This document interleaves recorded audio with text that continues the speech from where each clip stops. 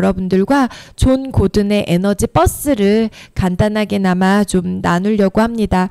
여러분들 다 많이 나누시고 많이 읽으신 것 같은데요. 여기에 이제 존 고든이 쓴 그 에너지 버스에 이런 조이와 조지라는 사람이 나오죠. 인생 하나도 안 풀리는 정말 모든 게 다 꼬여가는 이 조지에게 하필이면 그날따라 자동차에 이제 바퀴에 펑크가 나버린 거예요.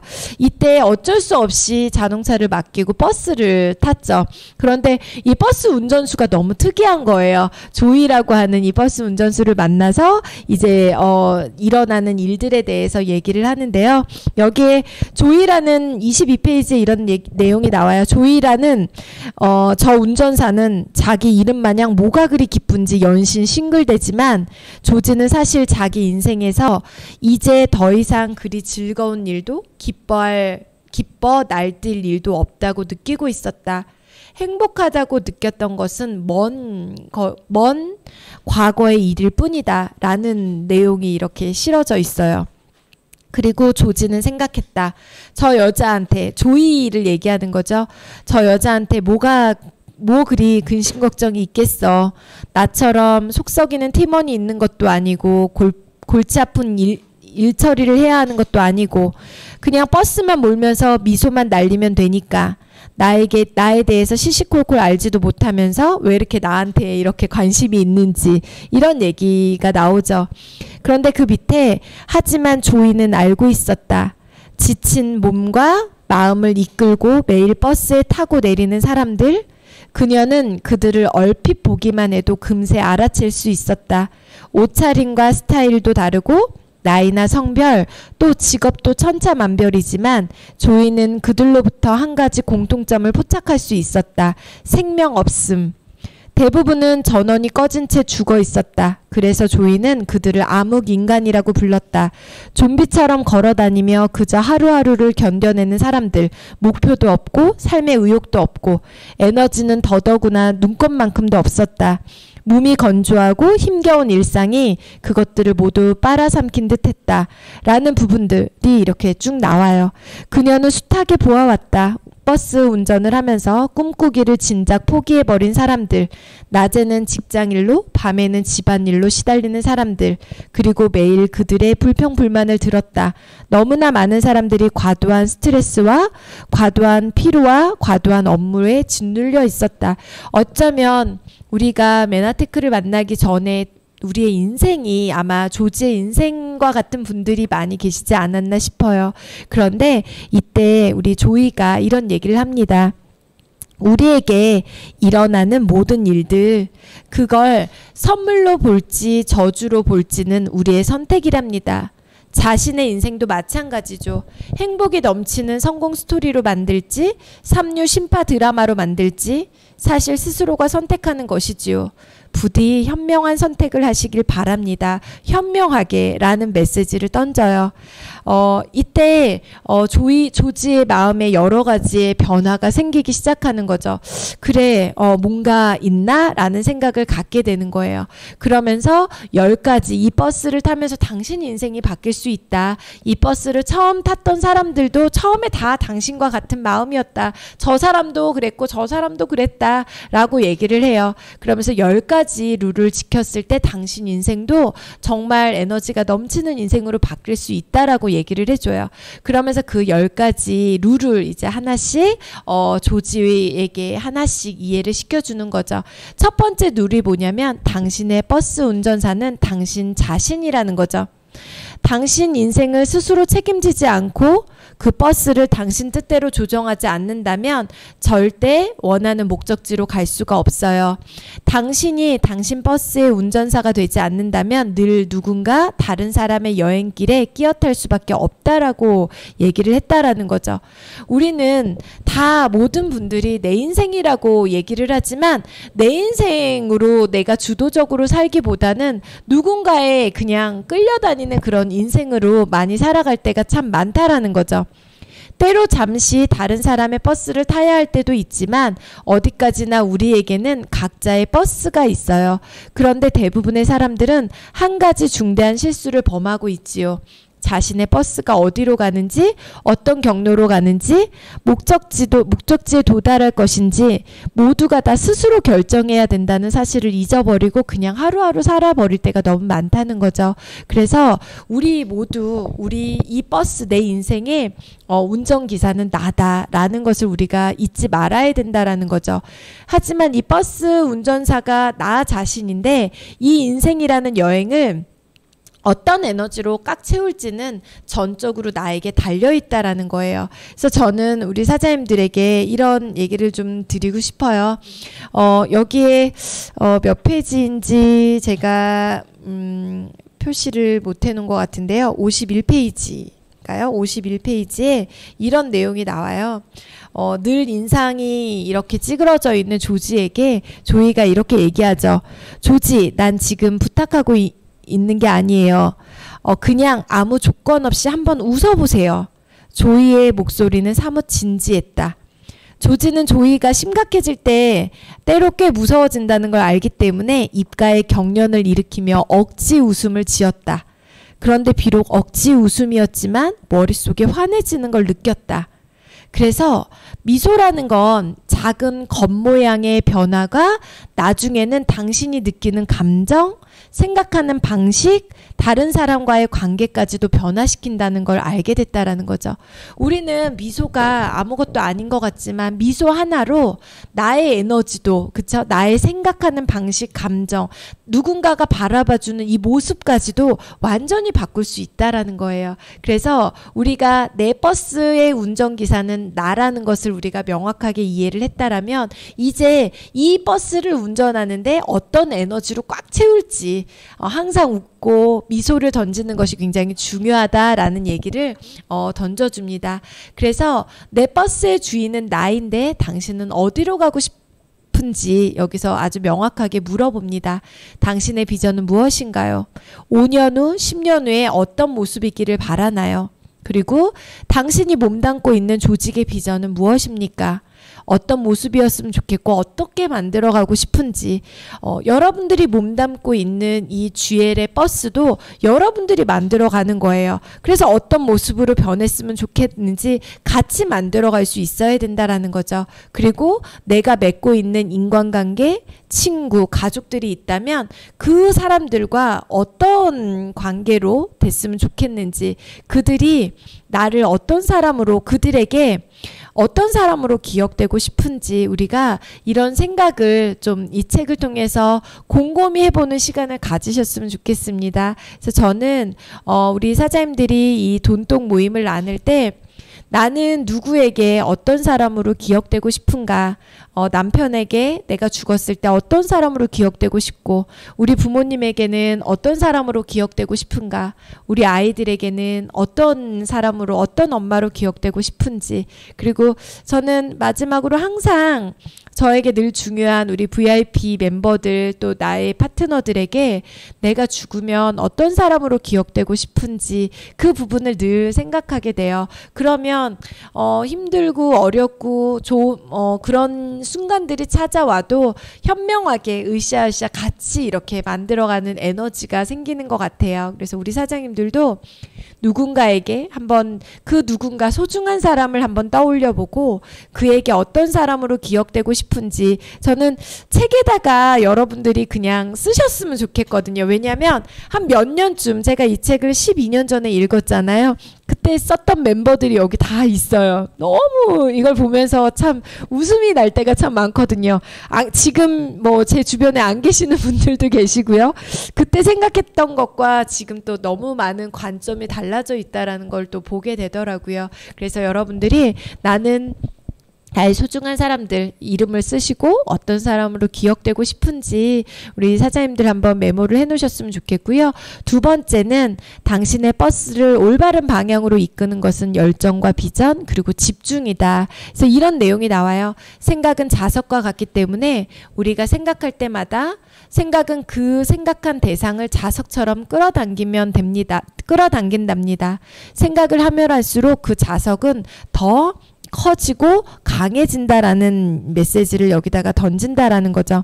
그래서 생각에는 에너지가 있다라는 거예요. 그래서 원하지 않는 것이 아니라 당신이 원하는 것을 우리가 끊임없이 생각을 해야 되는 건데 자꾸만 일이 힘들고 어려울 때는 부정적인 생각을 하게 된다라는 거죠. 하지만 그런 부정적인 생각이 들 때도 우리는 이렇게 일에 집중하고 나의 열정과 비전에 집중하는 것이 우리한테는 올바른 방향으로 이끌어가는 그 방법이라는 거예요. 저도 14년 비즈니스 하면서 참 어렵고 힘든 순간들이 많잖아요. 그럴 때마다 항상 앞으로의 비전에 대해서 그래서 옆에서 이제 저를 가장 위로해주고 저를 가장 이렇게 좀 다독여줬던 게 남편이죠. 이명진 씨가 항상 그렇거든. 우리 몇 년 후에는 이런 고민 안 해. 이제 앞으로는 이런 거 지금밖에 할 수 없는 고민이야. 앞으로 봐봐. 우리 벌써 이만큼 왔잖아. 우리 아무것도 없이 시작했는데 라는 그런 말 한마디 이런 부분들이 굉장히 좀 위로가 됐었던 것 같아요. 그래서 앞으로의 비전을 끊임없이 우리가 생각하면서 집중해서 가는 것이 너무나 중요하다라는 거죠. 그리고 세 번째, 당신의 버스를 긍정이라고 하는 에너지로 가득 채워라, 연료로 가득 채워라 라고 얘기하는데요. 아주 중요한 이 공식은 우리가 정말 잊지 말아야 되는 공식 같아요. 이벤트, 이 사건이죠. 여기에 퍼셉션이라고 하는 받아들이는 태도가 있고요. 또 결과라는 게 있다라는 거죠.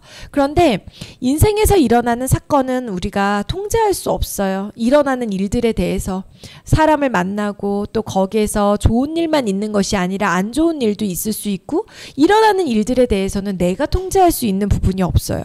하지만 일어나는 일에 대해서 내가 어떤 마음으로 받아들일 것인가는 내가 결정할 수 있다라는 거죠. 아무리 힘든 일이 있어도 이건 나한테 디딤돌이 될 수 있어. 그래?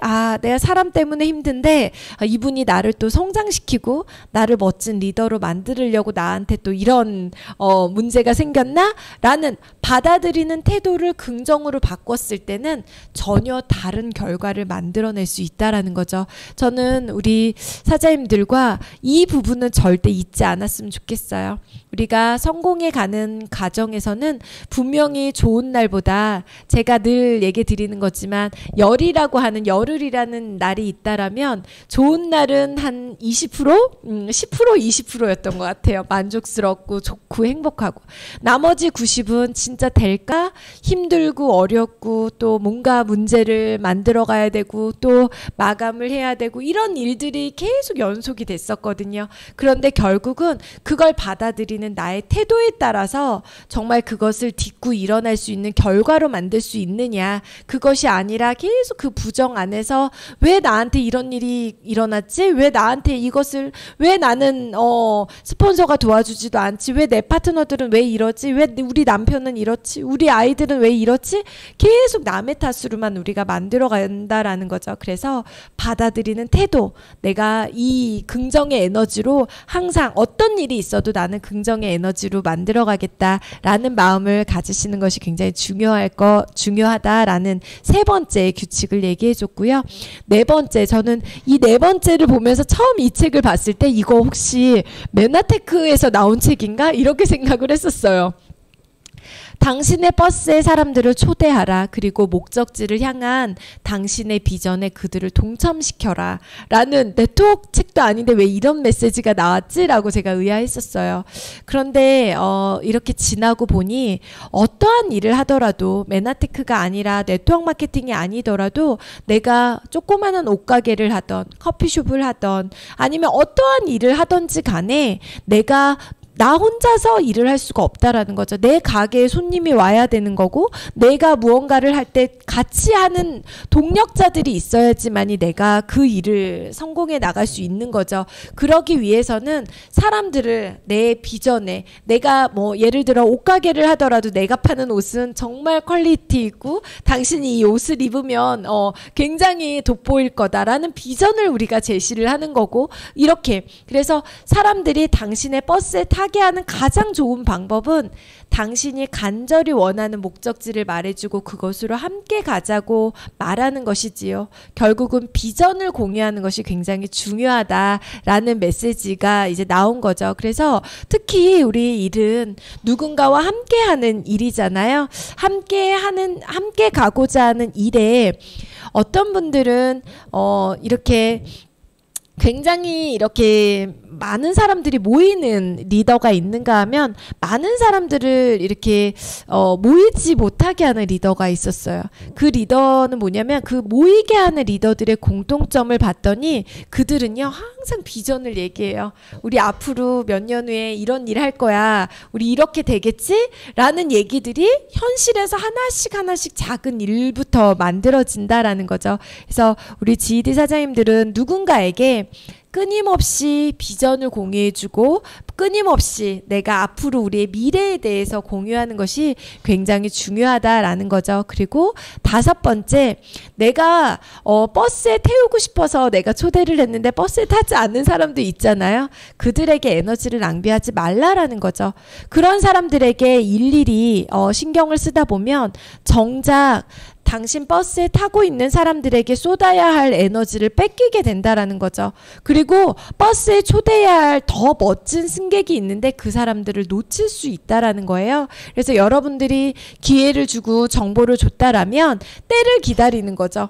그가 필요할 때 그에겐 지금 필요가 없구나. 하지만 우리가 그렇다면 다른 사람들에게 더 많은 기회를 줄 수 있도록 너무 많은 여러분들의 에너지를 낭비할 필요가 없다라는 거예요. 그리고 이 책의 하이라이트라고 할 수 있는데요. 당신 버스에 에너지 뱀파이어 탑승 금지 표지판을 붙여라. 여러분들의 에너지를 나의 에너지를 빼앗을 사람들은 탑승을 금지시켜라 라는 메시지가 저는 이 책을 처음 읽었을 때 너무나 충격적이었어요. 에너지가 정말 나의 에너지를 쪽쪽 빨아먹는 그런 사람들하고는 같이 가지 않는 게 좋구나 라는 거를 제가 여기서 배우게 되었거든요. 그래서 이런 내용이 나와요. 우리가 인생에서 행복과 성공을 맛보기 위해서는 우리 주변을 긍정 에너지로만 가득 채워야 합니다. 누구도 고립무원에서 자기 혼자 성공할 수가 없어요. 그러자면 파트너와 조력자를 신중하게 선별해야 하죠. 성공하고 싶다면 버스에 태울 사람들을 신중하게 고르세요 라고 이렇게 아주 명확하게 메시지를 알려주고 있어요. 근데 제가 이 책을 처음 읽었을 때 에너지 뱀파이어는 내가 같이 안 가면 되는구나 라는 거를 이제 느끼고 제가 그렇게 이제 이 문구를 보고 굉장히 이제 그 비즈니스를 이제 하면서 에너지 뱀파이어한테 너무 에너지를 안 빼앗기려고 제가 굉장히 많이 노력을 했었거든요. 그런데 이 에너지 버스를 정말 전 세계 수많은 회사들과 수많은 조직에서 이 책을 굉장히 많이 접목을 했었어요. 그리고 이 존 고든이 에너지 버스 이후에 10년 만에 그 대작이라고 하는 인생 단어라는 책을 써냈는데요. 이 책은 뭐냐면 이 에너지 버스를 적용해서 이렇게 잘 그 회사를 성공적으로 만든 그런 기업들 뭐 그런 사람들의 일화를 여기에다가 이렇게 함께 써줬던 그 내용들이 나와 있거든요. 그런데 여기에 제가 며칠 전에 이 책을 읽으면서 굉장히 밤에 웃었는데요. 여기에 이런 내용이 나와요. 내가 받은 존 고든이 받은 가장 안타까운 이메일 중 하나 이런 메시지가 이런 이메일이 있었다. 고든 씨, 상사가 저한테 에너지 버스를 읽으라고 나눠줬는데요. 상사가 바로 에너지 뱀파이어입니다. 이 메시지를 이거를 읽고 저도 너무나 웃겼어요. 그러면서 존 고든이 이렇게 얘기해요. 저는 긍정적으로 생각하려고 하는데 저는 어떻게 긍정적으로 생각하려고 하는데 어떻게 해야 할까요? 이런 메일을 읽으면 마음이 아프다라는 존 고든의 메시지가 있는데 제가 이 문구를 읽으면서 혹시 많은 사람들이 저 사람 에너지 뱀파이어야. 저 에너지 뱀파이어 또 온다. 이런 마음을 갖는데 정작 내가 에너지 뱀파이어는 아닐까라는 생각을 해보지 못했다는 거예요. 제가 이 문구를 읽는데 아차 싶은 거예요. 혹시 내가 누군가에게 에너지 뱀파이어가 되지는 않았을까? 현재 저에게도 에너지 뱀파이어가 분명히 있겠죠. 없을 수가 없죠. 그러면 저는 안 만나려고 노력을 해요. 최대한. 왜? 제 에너지를 나누어 줄 사람이 너무 많다 보니까 제 에너지가 떨어지면 안 되잖아요. 그래서 제 에너지를 아끼기 위해서 가급적 그런 분들에게 스트레스를 받지 않으려고 저는 좀 피하거든요. 그런데 제가 정작 놓치고 있었던 건 내가 에너지 뱀파이어가 아니었나? 이런 생각을 하기 시작합니다. 내가 누군가에게 에너지 뱀파이어는 아닐까라는 생각이 들더라고요. 그래서 이 인생 단어에서 나를 먼저 돌아보고 내가 내 조직에서 혹시나 에너지 뱀파이어가 되지 않기 위해서 어떤 노력을 해야 하는지 그런 내용이 나와 있다라는 거예요. 그래서 우리 리더 사장님들도 혹시 내가 누군가의 에너지 뱀파이어가 아닌지 한번 또 더 노력해야 될 게 무엇인가를 돌아보는 시간도 있어야 될 것 같습니다. 그리고 7번째 룰은 승객이 당신의 버스에 타고 있는 동안 그들을 매료시킬 열정과 에너지를 뿜어라 라는 내용이 이제 여기에 나오는데요. 여기에 심장으로 이끄는 리더십이라는 메시지가 나옵니다. 여기에 우리 사장님들과 좀 나누고 싶은 얘기는 146페이지에 이렇게 나와요. 많은 조사 결과인데요. 조사 결과에 의하면 성공의 80%는 감성 지능이 좌우한다고 하네. 우리가 다른 사람과 관계를 맺을 때, 즉 직원들을 이끌거나 물건을 팔거나 커뮤니케이션을 할 때 마음의 힘을 이끌어내는 것, 그것이 바로 감성 지능이야. 결국 심장으로 이끄는 리더십과 감성 지능은 동의어라고 할 수 있지 라는 얘기가 나옵니다. 우리는 아무리 똑똑하고 잘나고 멋지고 예쁘고 잘생긴 그런 리더들보다 결국은 나의 마음을 잘 읽어주고 나의 마음을 이해해주고 이런 리더들과 함께하고 싶고 그런 리더들을 좋아하고 그런 리더들을 존경하고 싶다라는 거예요. 그래서 우리는 심장으로 진심으로 그들을 사랑해주고 진심으로 우리가 그들을 이해해주는 그런 감성 부분을 우리가 놓치면 안 된다라는 걸 우리가 꼭 잊지 않았으면 좋겠고요. 8번째, 그래서 당신은 당신의 승객을 사랑해야 된다. 열정은 당신의 버스에 올라타고 싶게 만드는 힘이지만 그 버스에 끝까지 남아있게 만드는 것은 바로 사랑이라는 거죠. 잊지 말아요. 사랑에는 시간이 걸려요. 사랑은 목표가 아니라 과정이니까요. 지긋한 관심이 필요하기도 하고요. 사랑은 마치 화초처럼 끊임없이 돌보고 가꿔줘야 하지요. 팀원들 각자에게서 최고의 잠재력을 이끌어내도록 노력해보는 것부터 시작해보세요. 누군가를 사랑한다는 것, 그 사람이 최고가 되기를 원하는 거예요. 그 사람이 빛나길 바라고 돕는 거죠. 그 사람 안에 있는 보물을 발견할 수 있도록 돕는 거예요. 사랑하는 건, 사랑이라는 건 우리 사장님들 자녀들 사랑하잖아요. 자녀들을 가장 사랑해요. 그 자녀들을 사랑한다라는 건 그 사람이 최고가 되기를 원하는 거잖아요. 그 사람의 보물을 끌어낼 수 있는, 보물을 발견할 수 있도록 돕는 게 결국은 사랑이라는 거죠. 그렇다면 사랑하는 방법은 분명히 시간도 걸리고 관심도 필요하다라는 거예요.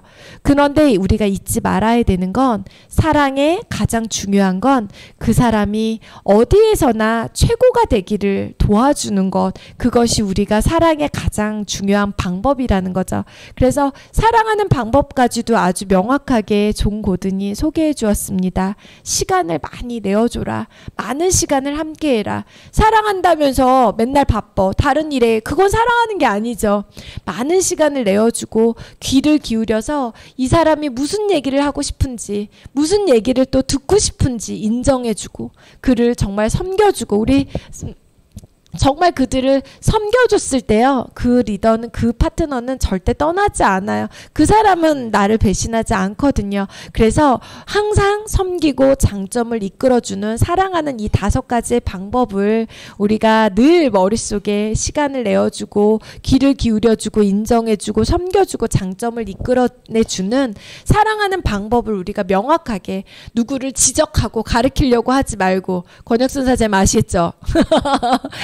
시간을 내주고 듣고 싶은 말을 해주고 인정해주고 섬겨주고 발도 닦아주고 장점을 이끌어내주는 이런 사랑하는 방법을 우리가 가졌으면 좋겠습니다. 여기 스튜디오 안에 우리 권혁순 사장님밖에 없어서 권혁순 사장님이 오늘 또 죄송합니다.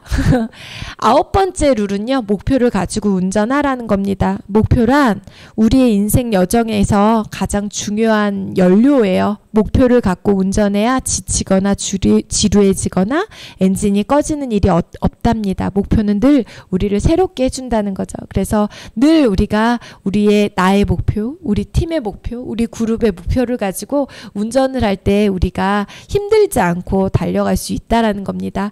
10번째는 버스에 타고 있는 동안 즐기라는 겁니다.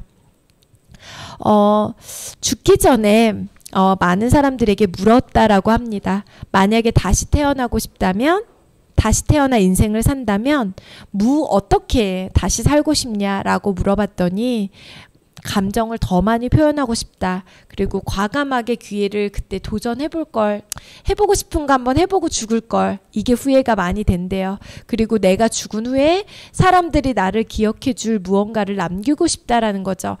그냥 죽는 것이 아니라 많은 사람들이 죽기 전에 내가 그 집을 살 걸, 그 땅을 살 걸, 그 주식을 살 걸, 이런 걸로 후회하지 않는다는 거예요. 내가 정말 죽기 전에는 그런 재산에 연연해 하는 것이 아니라 더 많이 사랑하지 못한 것, 그리고 많은 도전해보지 못한 것, 이것이 후회가 많이 된다라는 거죠.